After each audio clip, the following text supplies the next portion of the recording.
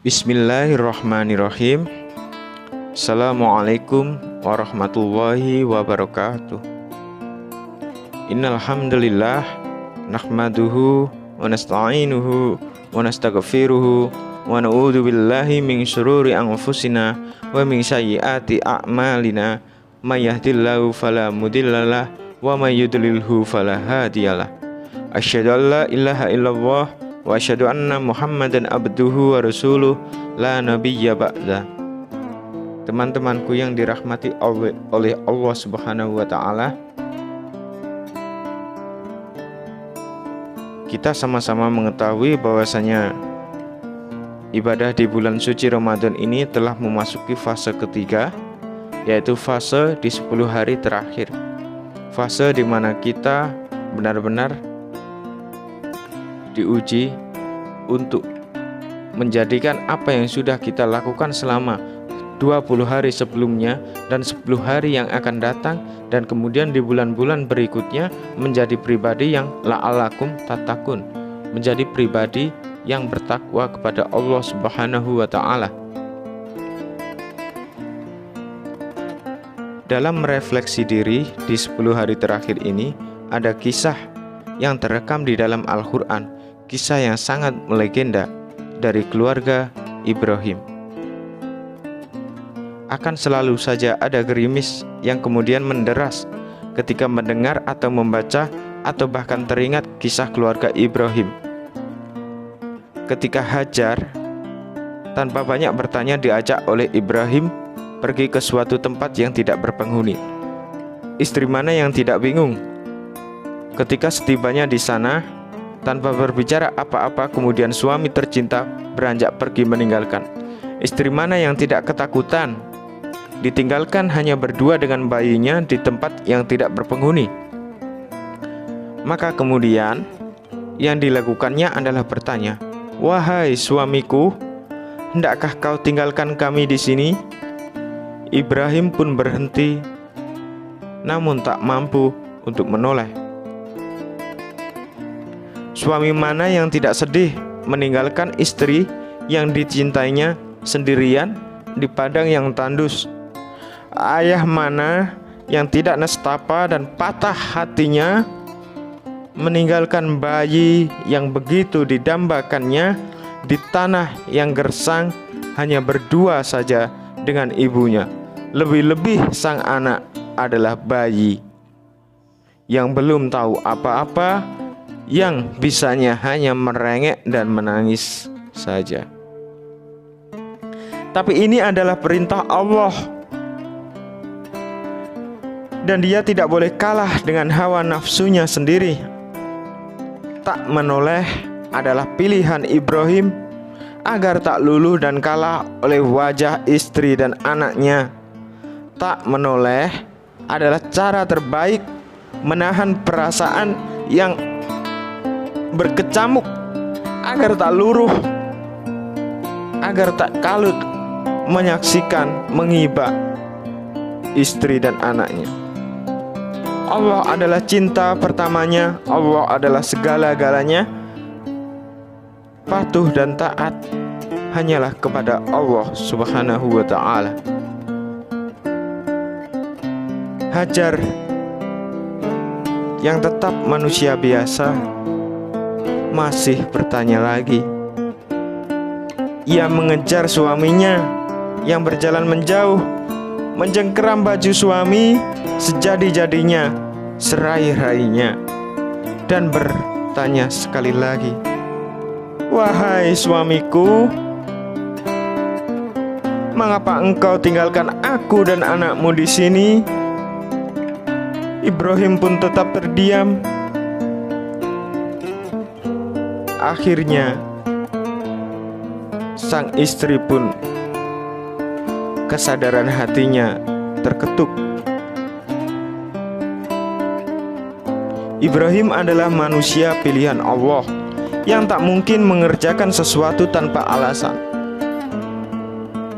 Dengan penuh ketegaran, Hajar, sang istri yang dididik oleh manusia pilihan, Hajar pun bertanya lagi, Apakah ini perintah Allah?" Barulah Ibrahim menjawab, "Iya, ini adalah perintah Allah." Maka jawaban Hajar yang fenomenal diabadikan Allah dalam kitabnya. "Kalau begitu Ibrahim, Allah tidak akan sia-siakan kami. Engkau berangkatlah, jangan kau pikirkan kami. Allah akan menjaga kami dan Allah tidak akan menyia-nyiakan kami. Berangkatlah, wahai Ibrahim." Hibur Hajar kepada Ibrahim. Sungguh ketaatan kepada Allah yang tidak pakai kata-kata. Sungguh ketaatan kepada Allah tanpa tapi, dan sungguh ketaatan kepada Allah tanpa nanti. Sungguh pula ketaatan kepada suami yang landasannya adalah Allah Subhanahu wa ta'ala. Dalam kisah yang lain, di episode yang lain, keluarga Ibrahim sekali lagi diuji. Sekali lagi pula, hal yang membuat hati gerimis dan mata mengabur adalah kisah perintah penyembelihan Ismail. Butuh berkali-kali mimpi yang sama, barulah Ibrahim yakin benarlah itu adalah wahyu, perintah dari Tuhannya. Hati yang patah sekali lagi diuji. Ketaatan tanpa tapi, ketaatan tanpa nanti, Ibrahim kepada Allah, sang cinta pertama. Bagaimana mungkin seorang ayah yang begitu berharap mendapatkan putra, begitu saja mengiyakan ketika perintah itu datang? Bagaimana mungkin seorang ayah akan tega menyembelih putranya sendiri? Tapi sejatinya anak adalah milik Tuhannya. Sejatinya anak adalah titipan dari Allah Subhanahu wa ta'ala. Bila dia tidak memberikan, pastilah tidak akan ada sang putra tersayang. Pastilah tidak akan hadir Ismail. Ujian berat sang cinta pertama, ujian berat dari sang cinta pertama ini meminta kembali yang dia punya lewat cara yang melumpuhkan jiwa dan raga. Sanggupkah Ibrahim?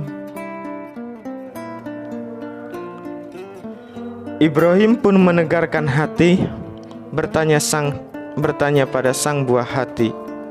Bukan karena dia tak mau menaati, tapi ingin tahu bagaimanakah sang anak bereaksi. Dan jawaban Ismail yang fenomenal pun terekam dalam kitabullah. Nabi Ismail menjawab, "Wahai ayahku, lakukanlah apa yang diperintahkan Allah kepadamu. Insya Allah engkau mendapatiku termasuk orang yang sabar." Dan air mata saya semakin tak terbendung.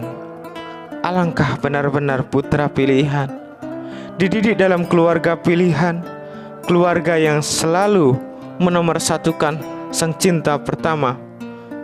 Jawaban Ismail sungguh menggetarkan. Adakah Ibrahim tahu apa yang terjadi setelahnya?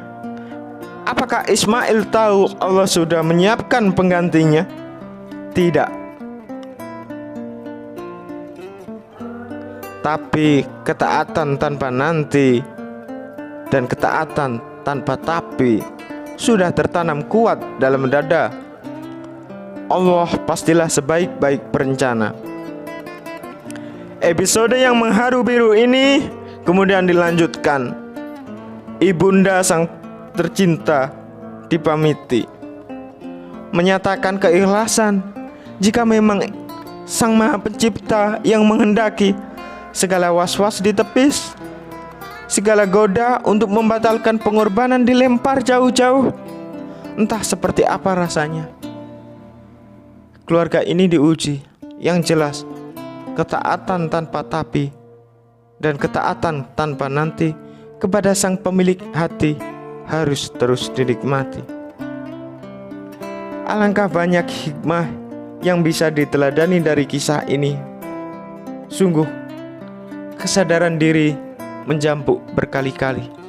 Begitu jauh rasanya dari kata taat tadi. Jangankan untuk mengikhlaskan seorang putra pemberian Sang Maha Cinta, mengorbankan waktu saja kadang-kadang kita masih memerlukan hitung-hitungan karena dunia. Kita sama-sama tahu kita sedang diuji dengan wabah pandemi ini. Kita sama-sama dalam keadaan yang terlunta. Namun Allah tidak menguji suatu kaum kecuali kaum tersebut diuji untuk ditingkatkan derajatnya. Di tengah kondisi yang serba susah seperti ini, marilah kita senantiasa taat kepada Allah tanpa tapi, dan taat kepada Allah tanpa nanti. Dalam hal-hal yang sederhana, di tengah kondisi yang sulit ini, kita harus senantiasa untuk saling tolong-menolong, saling bahu-membahu agar kita sama-sama mampu melewati ujian ini.